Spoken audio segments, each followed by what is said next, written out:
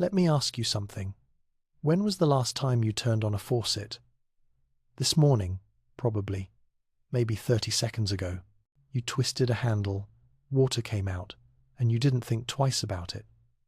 Now imagine that tomorrow morning, that faucet doesn't work, and the next day, and the day after that, and it never works again for the rest of your life.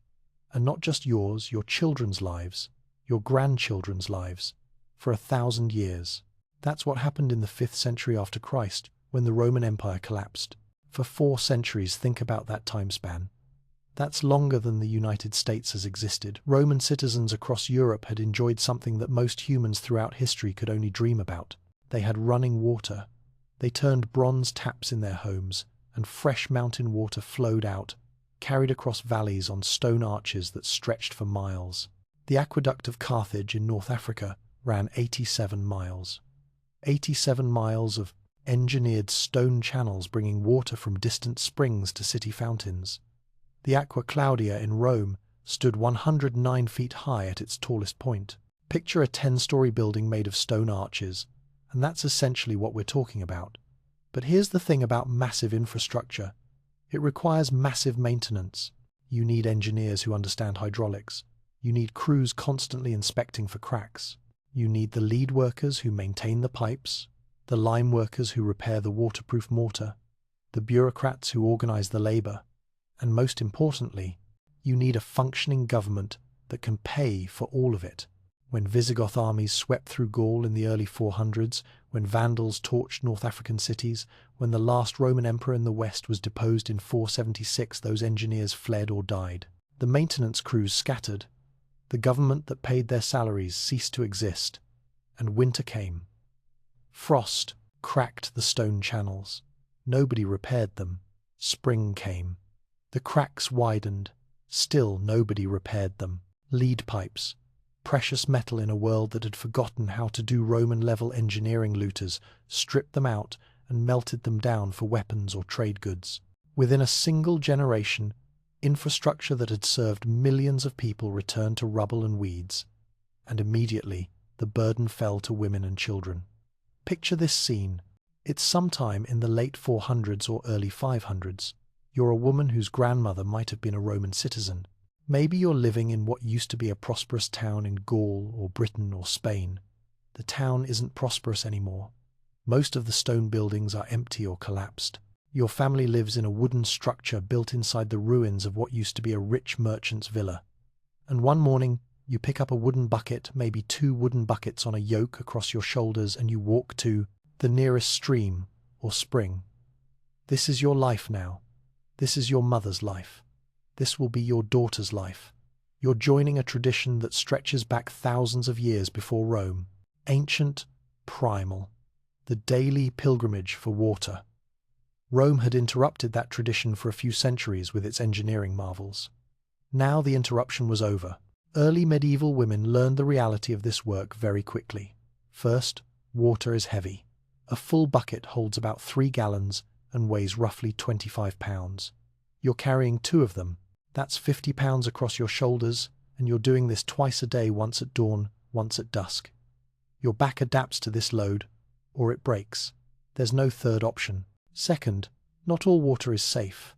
Rivers that look perfectly clear, that taste fine, can make you sick. Springs that flow strong in March turn to mud puddles by August. You learn which sources are reliable, which are seasonal, which make people ill. This knowledge becomes precious, passed from mothers to daughters like an inheritance. Third, the walk itself is dangerous. You might be walking an hour each way. The paths cut through forests. Bandits hide in forests. Wolves hunt in forests. A woman alone carrying heavy buckets is vulnerable, can't run, can't fight effectively. So women started traveling in groups. They sang as they walked, partly to keep rhythm with their loads, partly to warn away threats. There's something both practical and beautiful about that, women singing their way to water sources, their voices echoing through early medieval forests. Communities organized themselves around water sources as fundamentally as they organized around churches. Maybe more fundamentally, because you can miss church on Sunday, but you can't miss water on Tuesday. When families settled together, their first major collective project after building shelter was digging a well. And digging a well in the medieval period was not a weekend project. We're not talking about a shallow hole. A reliable well might need to go 20, 30, 50 feet deep to reach water that wouldn't dry up in summer. Men did the digging, descending into darkness with picks and shovels, hauling up bucket after bucket of earth and rock. They lined the walls with carefully fitted stones to prevent collapse. Every stone placed wrong, every structural weakness, could kill the men working below. The deeper they went, the more dangerous it became. Diggers tied ropes around their waists in case they fell. They worried about pockets of bad air, we'd call it carbon dioxide or methane today, invisible gases that could stop your breathing before you knew what was happening. More than a few well diggers died during construction. Collapsed walls buried them, bad air suffocated them. Their communities buried them and kept digging because the alternative was no water. Once completed, a well became more precious than any building in the village. More precious than the church, frankly. Though nobody would say that out loud, the well was survival, and like all precious resources, it required rules. The oldest woman in the village drew first water each morning. After her came households in order of seniority when your family had arrived in the village. Essentially, newcomers and servants waited until last. These rules prevented chaos, prevented fighting. They also reinforced social hierarchies. Who drank the freshest water, untouched by other buckets? Who got the stuff stirred up by 50 people drawing before you? Your status in the community determined the quality of your water. Christianity layered new meaning onto these ancient water sources. Every village spring became associated with a saint. Usually, a local holy woman, someone said to have discovered the source through divine vision or prophetic dream. Women left offerings at these springs. Flowers, small coins, strips of cloth tied to nearby branches, turning the trees around sacred springs into strange forests of fabric prayers. They prayed to specific saints for specific needs. Saint Bridget for pure water, Saint Winifred for healing waters. When someone fell sick, women carried them to the sacred spring. And remember, we're talking about literally carrying a sick person, possibly for miles, and bathed them in pools, said to cure fever, blindness, barrenness. Did it work? Sometimes the person recovered. Sometimes they didn't. But the ritual provided hope, provided meaning, provided community action in the face of sickness and death. The buckets themselves became ritual objects. Women carved protective symbols into wooden buckets, crosses, spirals, images of saints. Wealthy families commissioned ceramic water jugs with glazed decorative patterns. Each vessel carried marks identifying its owner, preventing disputes at crowded wells. Mothers passed special water jugs to daughters like precious heirlooms. These objects had served the family for generations, had carried the water that sustained grandmothers and great-grandmothers. They carried history in ceramic and wood. By the 8th and 9th centuries after Christ, a fascinating social pattern had emerged. Wells became gathering places where women controlled information and social bonds. While men worked distant fields, women met daily at the well.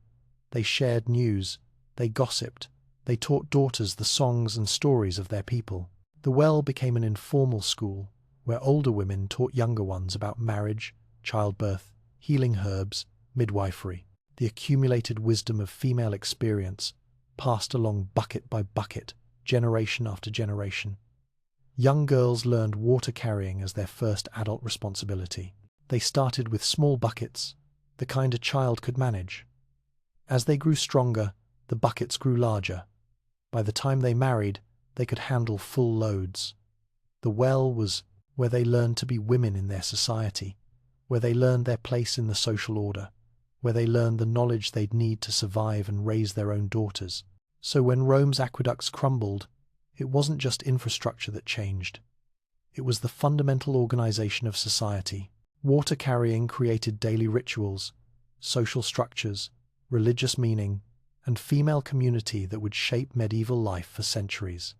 But this was just the beginning, because very soon water would become something more than a daily necessity and a sacred gift. It would become political power, and people would kill for it. Now we need to talk about what happens when something essential, something everyone needs to survive, becomes property. From the 9th through 12th centuries after Christ, as feudal society crystallized across Europe, lords who controlled land also controlled everything on that land.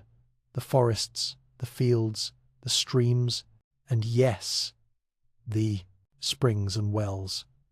This seems obvious to us now because we're used to property rights, but think about what a psychological shift this represented. For centuries, maybe millennia, water sources were communal. They belonged to everyone, or they belonged to God, depending on how you looked at it. Now suddenly, they belonged to whoever held the land. Peasants who once drew freely from village wells now owed fees to their lords for water access. Some lords charged annual water rents, maybe a few pence, maybe a chicken, maybe a day's labor. Others demanded regular labor service. You want to use my well? Fine. You owe me 3 days a year digging new wells or repairing old ones on my domain, my personal estate. Water transformed from a gift of God into a commodity that could be owned, taxed, and fought over. And here's where it gets really interesting. Because if water can be owned, it can be weaponized. Wells became strategic military assets. When William the Conqueror, William the Bastard, as his enemies called him when he built the Tower of London after conquering England in 1066, his architects made absolutely certain to include a well inside the fortress walls. They knew that enemies might besiege that tower for months. You can eat rats if you have to. You can't drink stone. Castle wells went extraordinarily deep. The well at Windsor Castle descended 165 feet through solid chalk. 165 feet. That's deeper than a 15-story building is tall. This project took years to complete. Imagine the engineering challenge. You're digging through chalk with medieval tools, going deeper than anyone has probably ever dug in that region, and you have no idea if you'll actually hit water at the bottom. It's an enormous gamble of time, money, and labor. But the alternative, building a castle that could be defeated simply by waiting for the defenders to die of thirst, was unacceptable. During sieges, the burden of keeping everyone hydrated fell on women servants. They hauled bucket after bucket up narrow spiral staircases. Think about this for a moment. You're carrying 25 pounds of water up a medieval castle staircase. These stairs are narrow, designed to give defenders an advantage if enemies break in. They spiral clockwise so attackers coming up have their sword arms constrained by the central column. But that means you, carrying water, are navigating tight turns with heavy loads. Your arms are burning, your back is screaming, and you're climbing sometimes hundreds of steps to bring water to soldiers and nobles sheltering on the upper floors. Chronicles from the period record sieges where defenders surrendered not from starvation but from thirst. Castles with deep wells could hold out for months. Castles with shallow wells or wells dependent on groundwater that could be diverted, those fell quickly. Attackers knew this. Some would try to poison water supplies by throwing dead animals into wells or streams that fed the castle. It was biological warfare, medieval style. But castle sieges were relatively rare compared to the constant, grinding disputes over water between neighboring villages. When a prolonged drought struck, and medieval Europe experienced several significant drought periods, competing villages sometimes sent armed men to claim disputed springs. Church records, those meticulous documents that preserved so much medieval life, record water feuds that simmered for generations. There's a documented dispute between the village of Oakley and the village of Ashton in England. These two communities argued for 40 years over rights to a spring that sat between their boundaries. 40 years. Families on both sides passed down the grudge from parents to children. Women caught drawing water from the contested spring risked beatings, or worse. Some disputes escalated into raids where men from one village would fill in wells belonging to their rivals with earth and stones, condemning families to walk miles for replacement water. It's hard for us to grasp how serious this was. But imagine someone destroying your only water source. They're not just inconveniencing you, they're threatening your family's survival. Now, while Europeans were fighting each other over water, something fascinating was happening in the Middle East. The Crusades, beginning in 1096, inadvertently revolutionized European water management. Knights and pilgrims who travelled to Jerusalem and Constantinople witnessed Byzantine and Islamic water engineering that was centuries ahead of anything in Western Europe. They saw underground cisterns the size of cathedrals, storing millions of gallons of rainwater beneath city streets. The Basilica cistern in Constantinople, built in the 6th century, could hold 21 million gallons. 21 million gallons stored underground in a vaulted chamber supported by 336 columns. Crusaders walked through these spaces and their minds were blown. This was technology they thought had died with Rome. They watched fountains fed by channels that carried water uphill, using the principle of siphons. They learned techniques for collecting and storing roof runoff, for filtering dirty water through layers of sand and gravel, for building catch basins that captured seasonal floods for later use. This wasn't just Roman technology preserved, this was Roman technology improved and expanded over 5 centuries by Byzantine and Islamic engineers who had never stopped building and innovating. When Crusaders returned home, some brought these innovations with them. And here's where monasteries become crucial to our story. Monastic communities, especially the Cistercians, who established hundreds of abbeys across Europe in the 12th century, became the great hydraulic engineers of medieval Europe. Take Fountains Abbey in Yorkshire as an example. Cistercian monks built a sophisticated water system that channeled a nearby stream through their entire monastery complex. The water powered mills that ground grain. It filled fish ponds that provided food during fasting days. It supplied the kitchen, obviously essential. It flushed the latrines, medieval plumbing of a sort, and it provided drinking water through lead pipes. This was a shadow of Rome's lost technology, yes, but adapted and improved for medieval needs and medieval resources. Women who worked in monastery kitchens and laundries benefited from these systems, though they still had to carry water for tasks the pipes didn't reach. Because here's the thing about any water system, it only serves the areas it's designed to serve. If you're working in a part of the monastery where the pipes don't go, you're still carrying buckets. Meanwhile, in growing towns, water access was shaping urban development in fundamental ways. London drew water primarily from the River Thames and from suburban springs north of the city. Women water carriers called cobs made their living hauling water from public conduits to wealthy households. They advertised their services with distinctive calls that echoed through London's narrow streets. Fresh Thames water, penny a bucket. The cleanest water came from springs north of the city walls, away from the concentration of people, animals, and waste. In 1174, after decades of petitions from citizens, London completed its first conduit, a lead pipe system that carried spring water from Tyburn, which is roughly where Marble Arch stands today, to a public fountain at Cheapside. That's about 1.5 miles of lead piping, buried underground, delivering clean spring water to the city's commercial heart. Thousands of people gathered to witness the first water flowing through the new conduit. Chronicles say that women wept with joy at having a clean source in the city's heart. And you know what? I believe it. Imagine you've spent your entire life either drinking questionable Thames water or paying premium prices for spring water carried from outside the walls. Now suddenly, there's a fountain in the middle of the city delivering that same spring water for free. That's life-changing. Paris built similar systems. King Philip Augustus, one of the most effective medieval rulers, ordered construction of the Fontaine des Innocents in 1196, supplied by springs from Belleville. Professional water carriers immediately established themselves at these public fountains.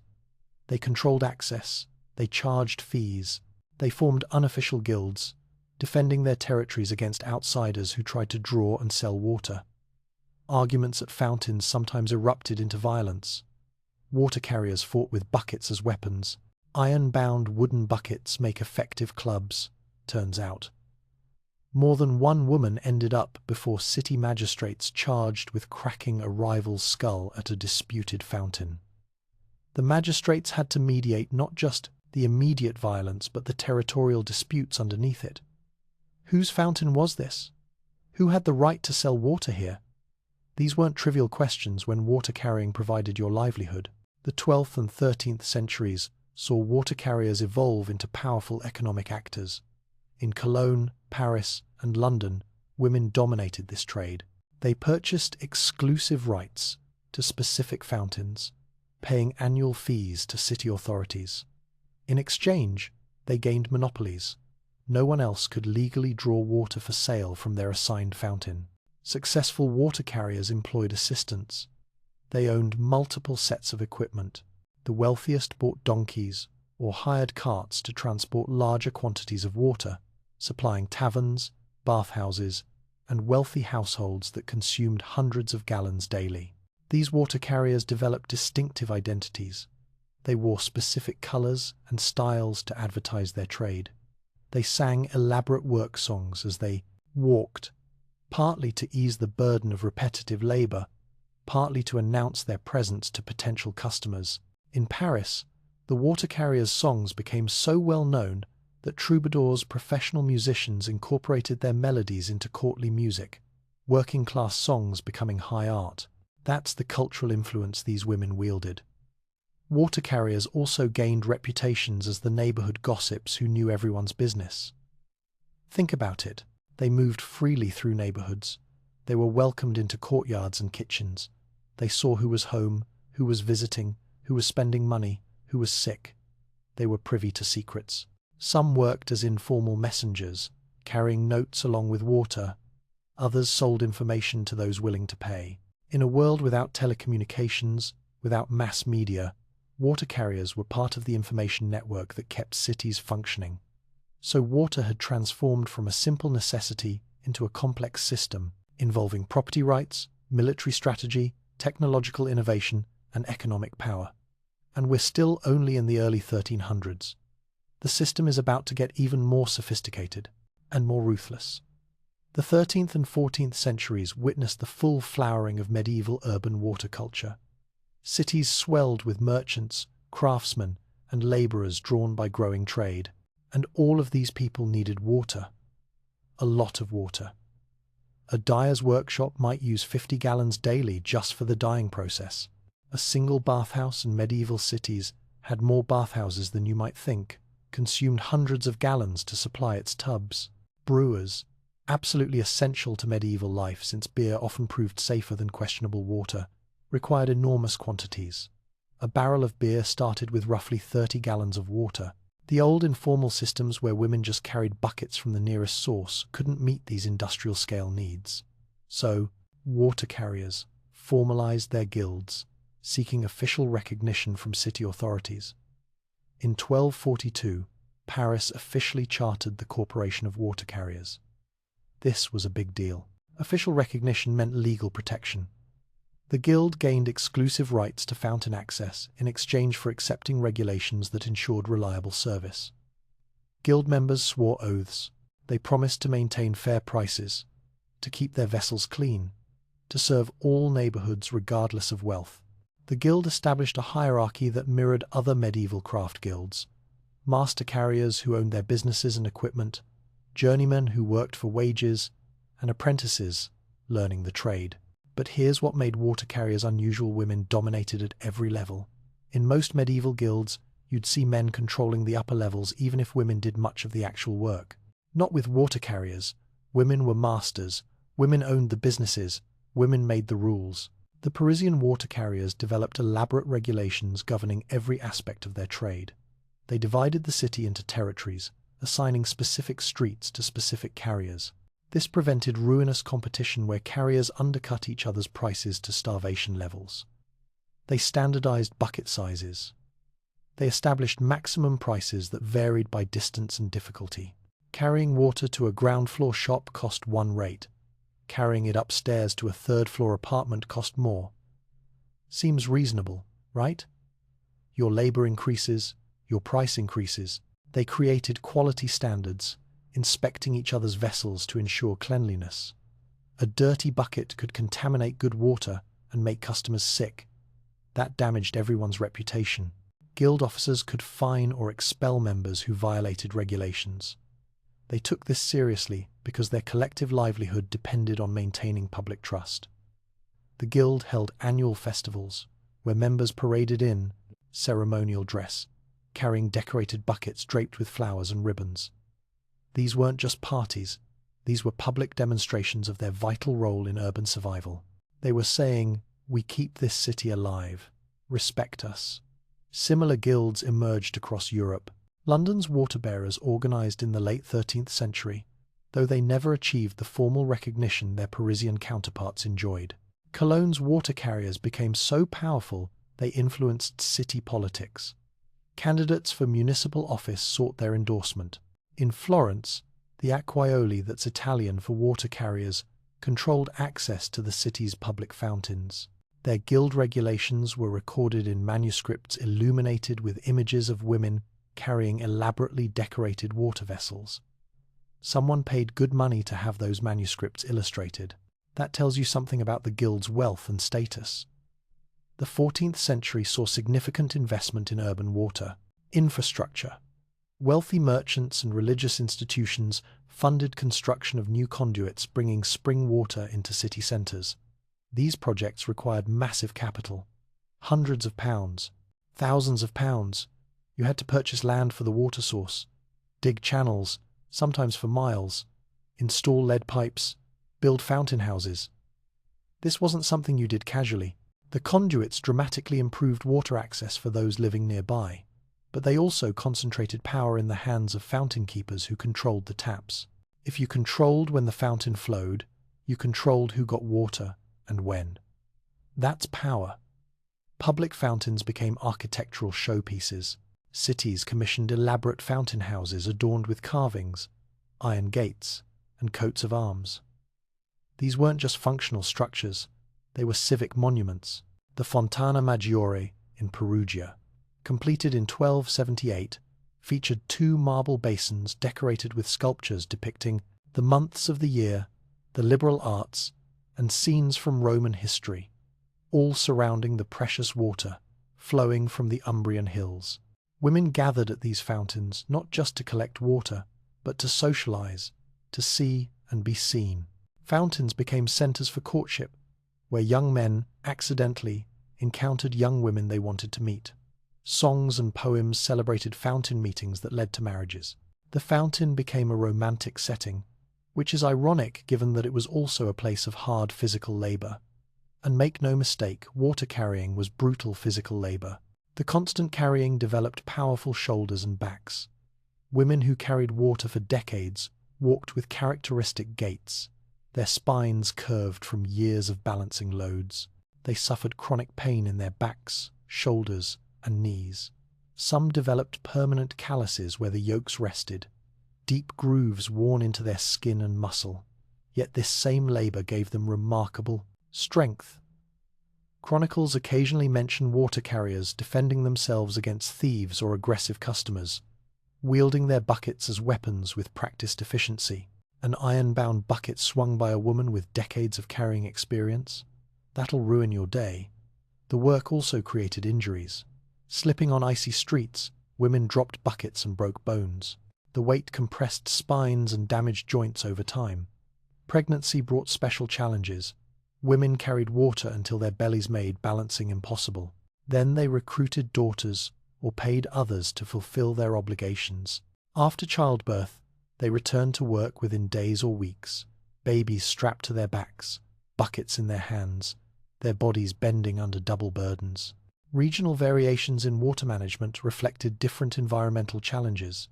In Mediterranean regions like southern France and Italy, communities built cisterns to capture and store winter rainfall for use during hot, dry summers.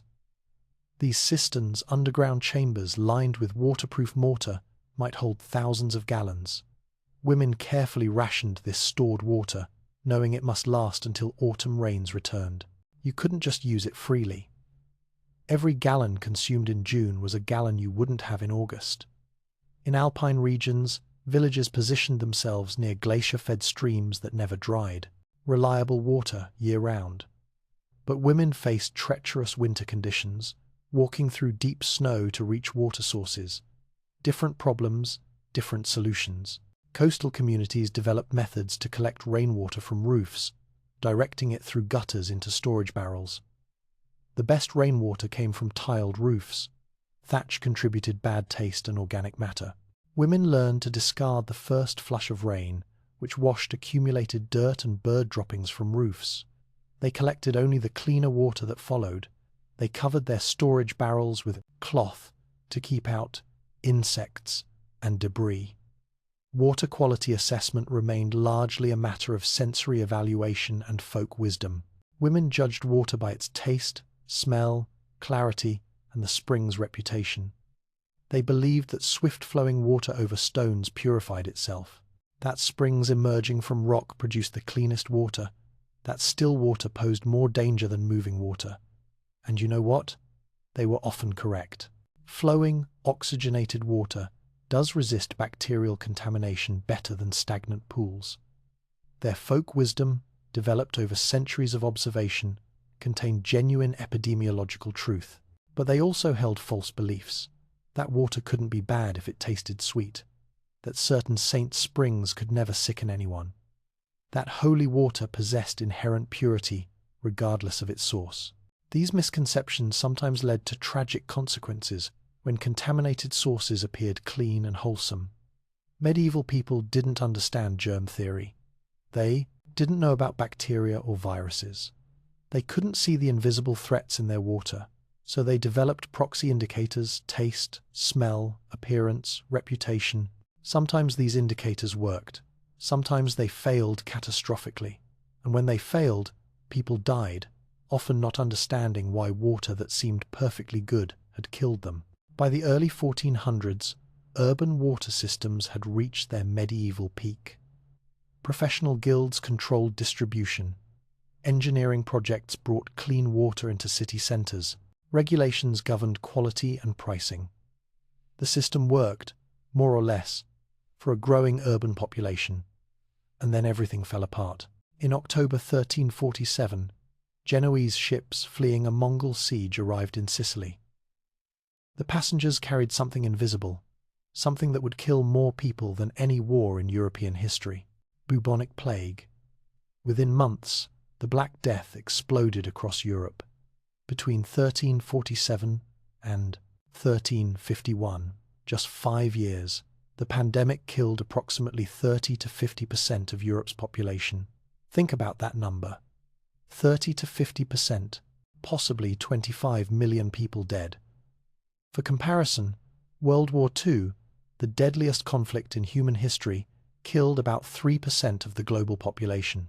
The Black Death killed 10 times that proportion in a fraction of the time. The plague transformed every aspect of medieval life, including the ancient practice of gathering water. As bodies accumulated faster than graveyards could receive them, communities grew desperate to understand what caused this pestilence. The most popular theory blamed corrupted air, bad smells, bad vapors. People burned aromatic herbs to purify their homes. They carried flowers and herbs to mask the smell of death, hoping that would protect them. It didn't. Others suspected contaminated water, and this suspicion, while not accurate in terms of plague transmission, spreads through fleas on rats, not through water. This suspicion permanently altered how communities related to their water sources. Chronicles record villages abandoning wells where plague victims had lived nearby. They feared the sickness had seeped into the water. Communities filled in old wells and dug new ones in locations farther from settlements. Some villages moved entirely, establishing new sites around different water sources, leaving their ancestral springs to ghosts and memories. Imagine abandoning the well that had sustained your family for generations because you feared it had been cursed by plague. That's the level of terror we're talking about. The plague devastated the water-carrying trade. Women who carried water through infected neighborhoods contracted the disease at horrific rates. They couldn't avoid exposure. Their work required entering homes, climbing stairs, passing through crowded streets. They touched door handles. They breathed the air in infected houses. Parisian water carriers died in such numbers that the guild nearly collapsed. Survivors doubled and tripled their prices. Supply and demand at its most brutal. Desperate customers had no alternatives. You can't boycott water. City authorities attempted to regulate prices and punish gouging, but enforcement proved nearly impossible amid the chaos. How do you enforce price controls when half your city officials are dead? Yet many water carriers continued working despite the danger. They wrapped cloth over their faces, believing it offered protection. It didn't protect against plague, but the ritual provided psychological comfort. They prayed to Saint Roch and Saint Sebastian, plague saints who might intercede on their behalf. They carried water to plague houses whose inhabitants could barely move, knowing they risked death with every delivery. Some did it for money. Plague victims paid premium prices for water delivery. Some did it from duty, refusing to abandon their communities in crisis. The names of these women weren't recorded in chronicles. We don't know who they were. But their labor kept cities functioning through civilization's darkest hours. Someone carried water while the plague burned through Europe. Someone climbed those stairs. Someone filled those buckets. Anonymous women whose names are lost, but whose actions saved countless lives. The plague years accelerated changes in water management that had begun earlier. The wealthy increasingly invested in private water supplies. They were unwilling to depend on public fountains frequented by the poor and potentially diseased. Some wealthy households dug private wells within their courtyards. Others paid enormous sums to install private connections to city conduits, essentially paying for water to be piped directly into their homes. This was a luxury previously unknown outside monasteries and palaces. Now it became a marker of elite status.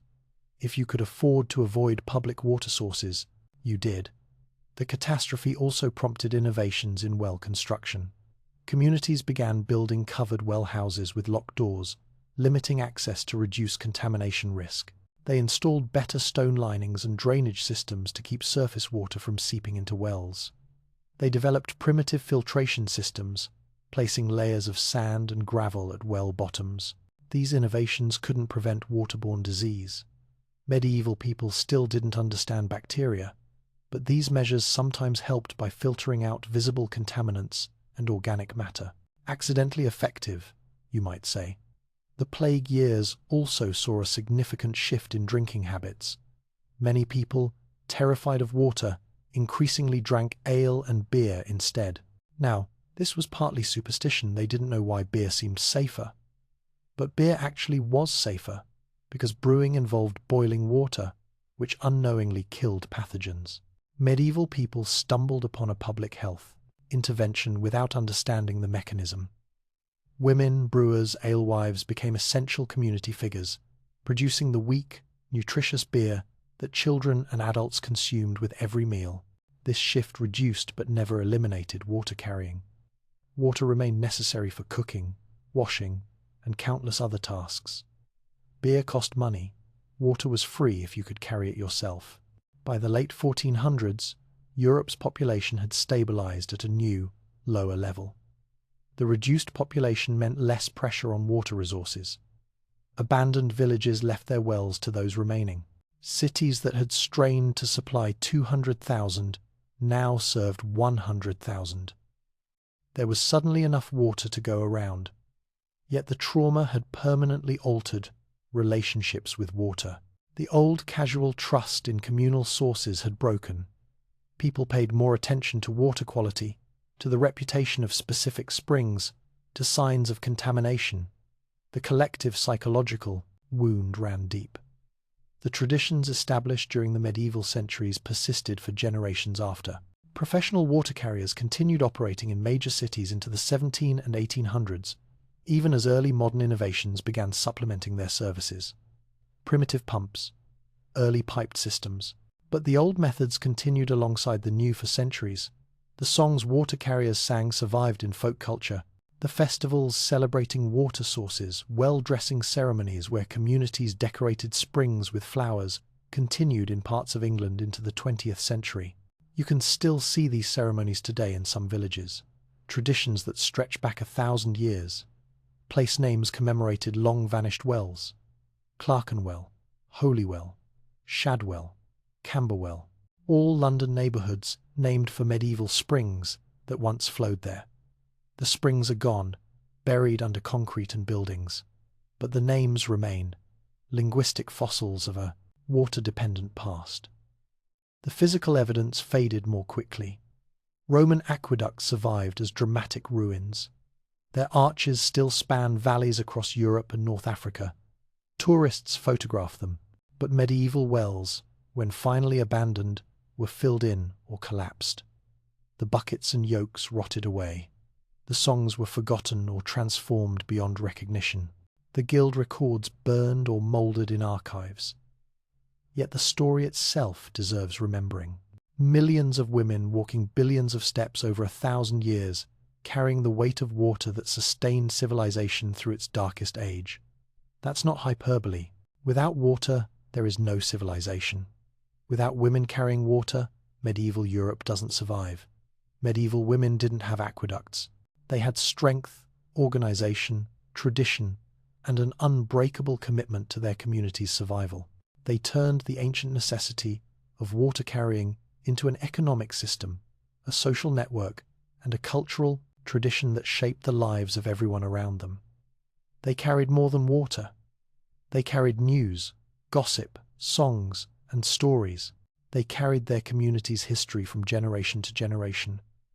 They carried hope through plague and famine and war, and in doing so, they carried medieval civilization itself, one bucket at a time, through centuries that saw empires fall and rise again. The next time you turn on a faucet, maybe spare a thought for the women who didn't have that luxury, who walked to springs in darkness, who descended into wells that might collapse, who climbed endless stairs with 50 pounds on their shoulders, who sang to keep their spirits up and warn away wolves, who died of plague while bringing water to the dying. They're gone now. Their names are lost, but their labour built the world we inherited. That's worth remembering.